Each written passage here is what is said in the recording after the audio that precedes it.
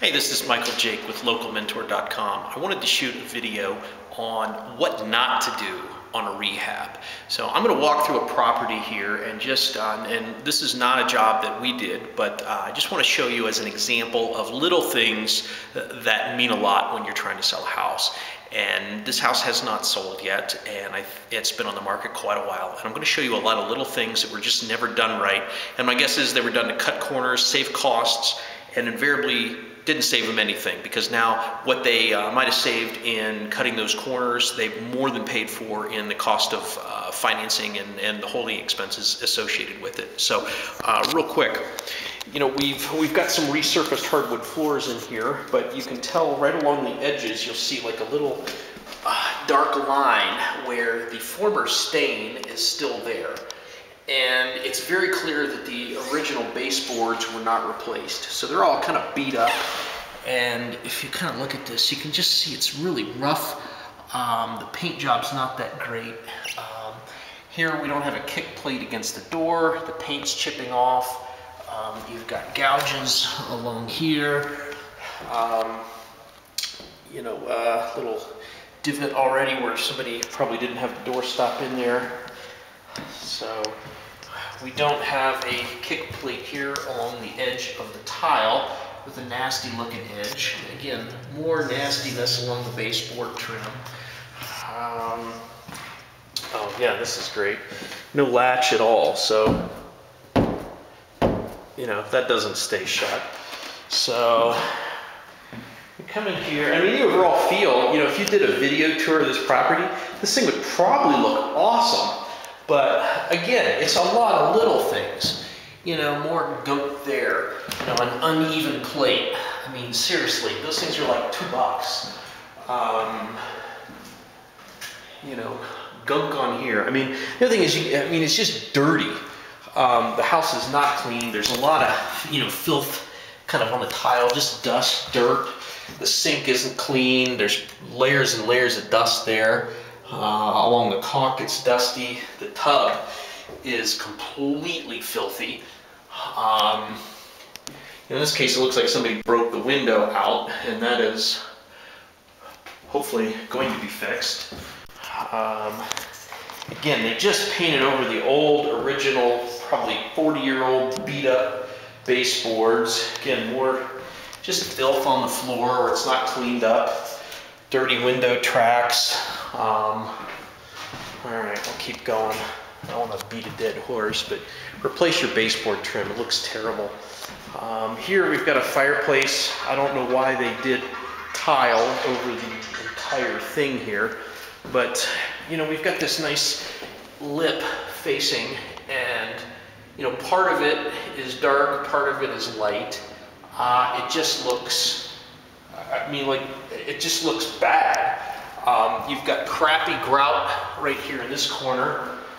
You've got more crappy grout in this corner.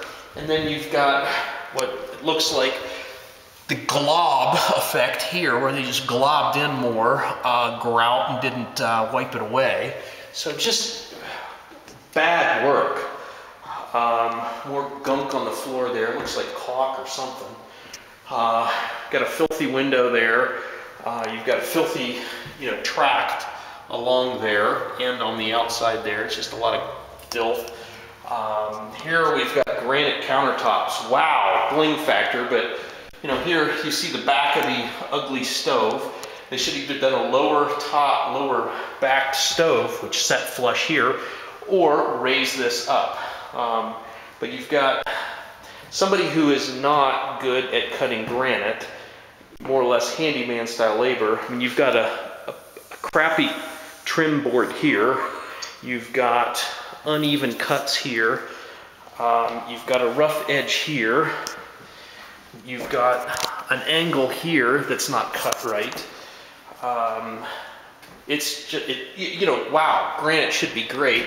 Here it's actually even completely cracked and busted. And again, you've got another crappy cut here. Because somebody's basically trying to make do with stick granite that you can get at Home Depot for, you know, fairly cheap. But if you've got a handyman that doesn't know how to cut it, just use the Formica. I mean, it looks way better. Here you can kind of see just a layer of filth on the cabinet. I mean, just dirt on the countertops. You know, dirt, chipped tile, dirt, filth, dirt.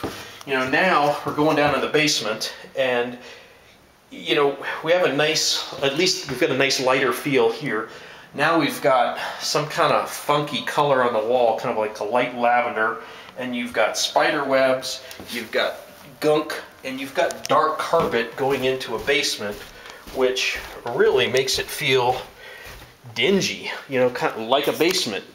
You know, it should feel as nice and bright as possible.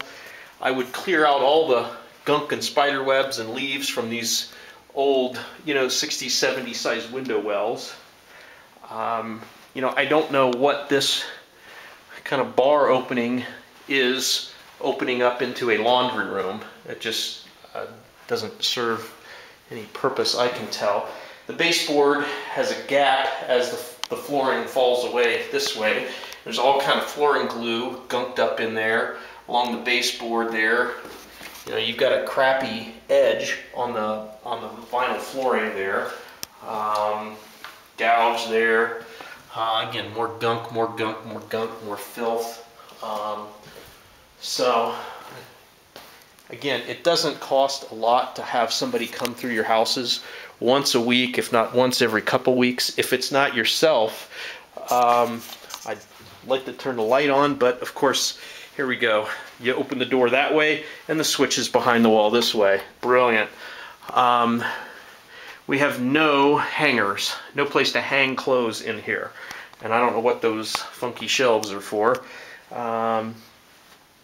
We've got a vent here that sticks out that doesn't mount in there properly. Again, gunky window well. Again, same with the grout edges here. Doesn't match, dark, light, dark. Poor grout. Well, at least we've got a kick plate here. They just didn't bother to screw it in. That's nice. More filth. Filthy tub. The toilet's so filthy it's got a ring in there. You've got a gouge and a brand new vanity here. Again, edges on the tile. Come on, people. You know, somebody spent a lot of money on here to let it sit and not make any money because they did a bunch of things poor. We've got a crappily hung door here, and it's not vented, which is where our furnace is. So that doesn't even meet code. If it gets to the point where somebody writes an offer, that's going to be in an inspection report. I can't believe they put the switch on the wrong side of the door. I mean, that's...